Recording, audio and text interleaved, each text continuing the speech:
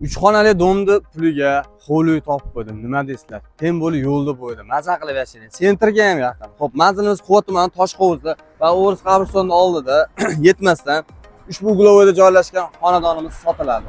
Xo'p, общий 4 sotkdan oshiqroq 7 xonadan iborat. Ichkarilar bir qilib ko'ramiz, yuring. Xo'p, do'stlar, ko'rib turibsizlar, kirganda bemalol bitta mashina sig'adi. Olib kelindi, bu tomonida ikkita xona mavjud ekan. Remontlarni qilib qo'yishgan ham, bemalol kirib shuni yashaydigan. Olib keling, bir hafta ko'rsatib qo'ying. Ikkita xona. Xohlasalar mehmonxona, xohlasalar detskiy xona qolsalar ham bo'ladigan holatda yaxshi. Xo'p, olib keling. Bu tomonimizda mana yana 3 ta xona mavjud. Bemalol naveslar qilib qo'ygan. Sanuzellar mavjud ekan, xudo xolasa bor ekan. Bu tomonimizga olib kelib ko'rsating, natijli patologiyalar, tayyor remontlarni qilib qo'ygan ekan. Akfa eshiklar qilib, akfa plastlarni qo'yib qo'yilgan ekan. Shuni kirib yashaydigan. Bu tomonimizda oshxona, choy ichadigan joylar, bemalol ishlasalar ham bo'laveradigan holatda yaxshi variant.